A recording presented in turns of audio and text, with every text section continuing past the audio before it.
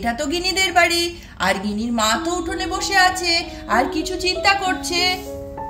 বাবা, কালকে নীলের উপোস করে আজকে শরীরটা কিরকম আনচান করছে, দেখছি মাও এখনো ওঠেনি, গিনিটাও ঘুমোচ্ছে। ভালোই হয়েছে বাবা, আমি না দুমক জল ঢেলে আসি গায়ে, শরীরটাই কিরকম অস্থির করছে, চান করলে মনে হয় ভালো লাগবে। আসলে কাল উপোস করেছিলাম, তারপরে অত রাত্রিরে এসে জল টল দিয়ে ওই সাবু মাখা খেয়েই অম্বল হয়ে গেছে, দিয়ে রাতেও কষ্ট হচ্ছিল। এখন বরঞ্চ গিয়ে চানটা সেরে ফেললে তাড়াতাড়ি শরীরটা সুস্থ হয়ে যাবে, তারপর বাকি কাজ হবে। মিনু যখন বাড়ির উঠোনে একা একা বসে আছে তখন তো হঠাৎ গিনি এসে হাজির। মা মা, ও মা, ঠাম্মি কোথায়? ঠাম্মিকে দেখতে পাচ্ছি না। ঠাম্মি কি আজকে এখনো ওঠেনি, নাকি ঠাম্মির ফুল তোলা হয়ে গেল? আজকে ঠাম্মি উঠতে পারেনি সোনা, আসলে কালকে নীলের উপোস করেছিল তো, তাই ঠাম্মির শরীরটা মনে হয় একটু খারাপ আছে। আর তুমি বা এত তাড়াতাড়ি উঠলে কেন? আমি তো ভাবলাম কাজকর্ম পরে হবে, আমার শরীরটা ভালো লাগছে না, আমি চান করে আসবো। ঠিক আছে, তোমাকে না হয় খেতে দিয়ে যাই। না মা, আমি আর খাবো না, আমি বরঞ্চ কাকিমণির কাছে যাই, তাহলে ভাইয়ের সঙ্গে একটু খেলতে পারবো। তুমি চান টান যা করার করে নাও, তারপরে আমাকে ডাকলেই আমি চলে আসবো আর ঝপ করে খেয়ে নেবো। আচ্ছা আচ্ছা সোনা, তাই করো তাহলে। কাকিমণির ঘরে গিয়ে জ্বালাতন করবে না, ঘরে গিয়ে বসে থাকো, আমি চান হলে তোমাকে ডাকছি, ঠিক আছে? আচ্ছা মা। এই শুনে মনের আনন্দে তো গিনি ঘরে চলে গেল কাকিমণির কাছে। যাই যাই, ঘরে গিয়ে ভাইয়ের সঙ্গে খেলা করি। মিনু তো কাপড় আর বালতি হাতে চললো চান করতে। বাবা, চানটা সেরে নিলে অনেকটা নিশ্চিন্ত লাগবে। তবে আরেকটা কথা, পুকুরে ডুব দিলে শরীরটা আরো ভালো লাগতো, কিন্তু অত সময় কোথায়, অনেক বেলা হয়ে যাবে পুকুরে গেলে। যাই যাই, বাথরুমে গিয়ে ভালো করে চান করে নি। এই বলে মিনু তো বাথরুমের দিকে যেতে থাকলো। গিনিটাকেও ডাকতে হবে, খাওয়া দাওয়া দিতে হবে, আগে কাজগুলো মিটিয়ে নিতে হবে, চানটা সেরে নি। দেখতে দেখতে মিনু তো কাপড়ও ছেড়ে ফেলেছে আর স্নানের জন্য রেডিও হয়ে গিয়েছে। বাবা, গলার হারটাও খুব জ্বালাচ্ছিল, কি মোটা হারটা, ওই জন্যই তো আমি পরি না, ওই তো খুলে রেখে দিয়েছি। এবার তাড়াতাড়ি করে কাপড়টাও ছেড়ে নিয়েছি, আর শরীরে কত আরাম লাগছে। এবার তাড়াতাড়ি করে স্নানটা করে নিতে হবে, তাহলেই শান্তি পাবো। দেখতে দেখতে মিনু তো স্নান করতে শুরু করে দিল।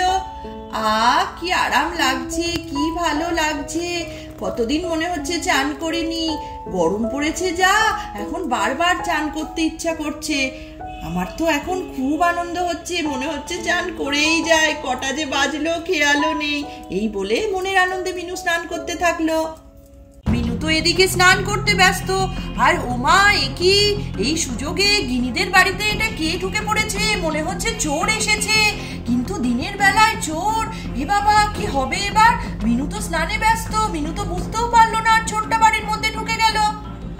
যাই যাই, দেখি বাবা, সকাল বেলায় কোনো বাড়িতে সেরকম কিছু পাচ্ছি না কো। এই বাড়িটাতে দেখছি একটু ফাঁকা রয়েছে, এদের এখনো কেউ জাগেনি, মনে হচ্ছে এই বাড়ি থেকে কিছু চুরি করা যাবে। তবে ঘরের ভেতরে তো যাওয়া যাবে না, সব তো ঘুমোচ্ছে, দেখি কি পাওয়া যায়, কোনো কিছু বাসন কোসন পাই কি না। ও বাবা, দেখি কোথায় কি আছে। এই তো একটা হিষ্টপুষ্ট গরু রয়েছে, গরুটাকে নিয়ে পালাই।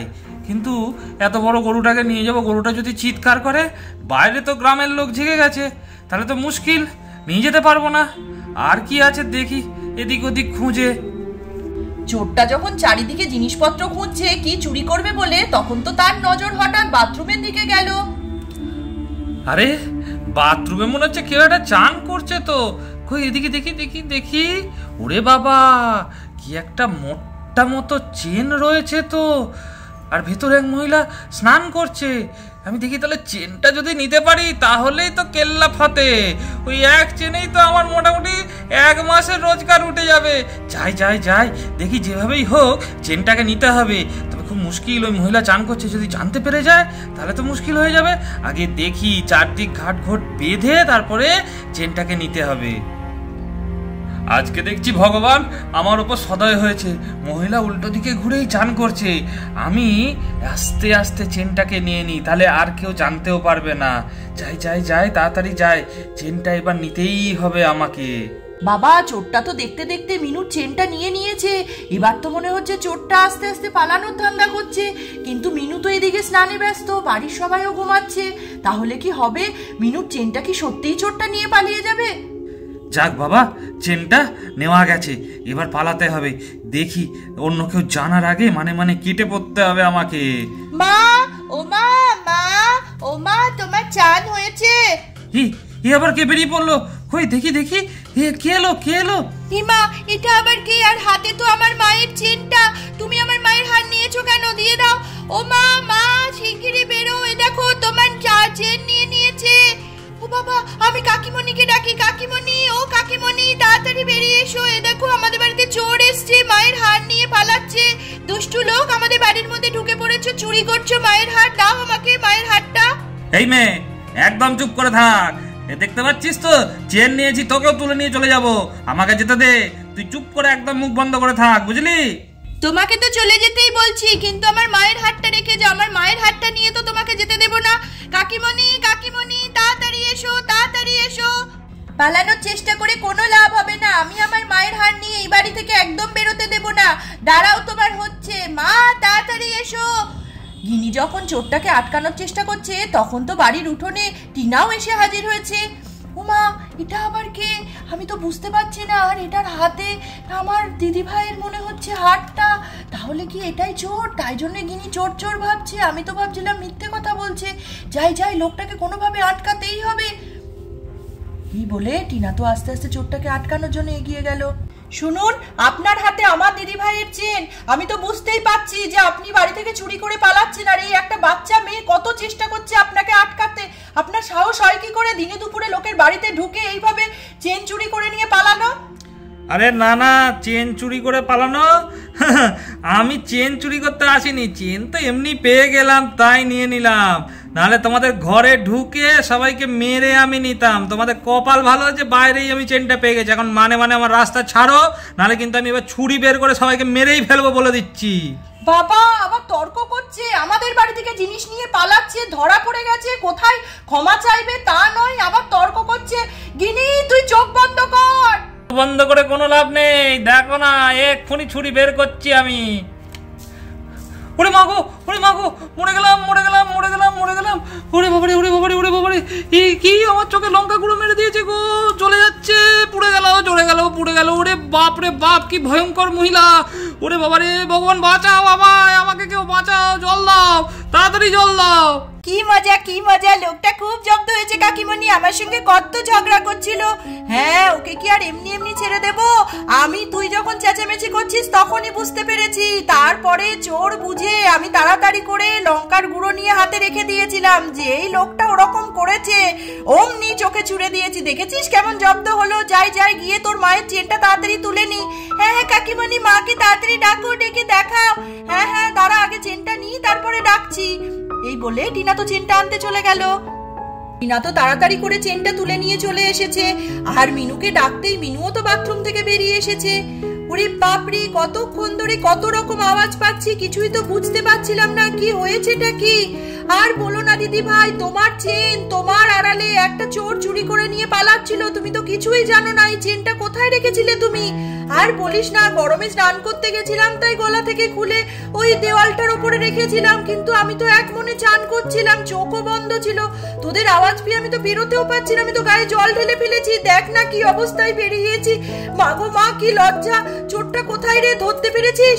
হ্যাঁ দিদি ভাই, সেই অনেক কথা, সেই লঙ্কার গুঁড়ো টুড়ো ছিটিয়ে তারপরে কোনোভাবে ওই লোকটাকে ঘায়েল করে রেখেছি। ওই দেখো পড়ে আছে। আর এই নাও তোমার চেনটা, এরকম করে খুলো না তো চেন কোনোদিন। বাবা, তুই ছিলি বলে রক্ষে। এবার চোরটাকে নিয়ে কিছু একটা ব্যবস্থা করতেই হবে। দাঁড়া, আমাকে শাড়ি পরতে হবে। আরে দূর ছাতা, শাড়ি পরে পড়ো। চলো, লোকটাকে আগে মেরে জব্দ করি। ও বাবা, ঠিক আছে, চল। এই দেখো দিদি ভাই, এই সেই চোর। ওই দেখো যন্ত্রণায় ছটফট করছে। ও মরে গেলাম, আমাকে বাঁচান, আমার চোখে একটু জল দিন, আমার চোখটা নষ্ট হয়ে যাবে। ওরে বাবা রে বাবা, আমি আর করব না, আমি কান ধরছি, আমায় ছেড়ে দিন, আমার অন্যায় হয়ে গেছে, আমার চোখে একটু জল দিন, আমি মরে যাবো, না হলে আমি মরে যাবো। এই টিনা, এরকম নির্মম হোস না, ওর চোখে একটু জল দে। দিদি ভাই তুমি কি বলছো? তুমি কি তাহলে ওকে ছেড়ে দেবে? আরে শাস্তি দেওয়ার ধরন আছে, ও চুরি করেছে, অন্যায় করেছে, ওকে থানায় দেয়া হবে। তাই বলে ও চোখে তো লঙ্কার গুঁড়োও ছিটিয়েছিস, জব্দও করেছিস, এবার চোখে একটু জল দে, তারপরে আমি তোর দাদাকে দেখে ওকে থানায় জমা করে দেব। তুই এরকম করিস না। আচ্ছা দিদি ভাই তুমি যখন বলছো। হ্যাঁ রে হ্যাঁ, ওই দেখ চেন তো নিয়ে পালাতে পারেনি, তুই ঠিক সময় বুদ্ধি করে এসে কাজ ছেড়ে নিয়েছিস। এখন ওকে জল দিয়ে কোনো রকমে বাঁচতে দে, তারপরে থানায় গিয়ে যা হবার হবে। এই বলে টিনা তো তাড়াতাড়ি করে জল আনতে গেল। ঠিক আছে দিদি ভাই, আমি তাহলে জল একটু এনে দিই। জানো মা, এই চোরটাকে তুমি ছেড়ো না। আমি তো লোকটাকে প্রথম দেখেছি তোমার হার নিয়ে পালাতে, তারপরে লোকটা আমাকে কত বকাঝকা করছিল আর বলছিল আমাকেও নিয়ে চলে যাবে।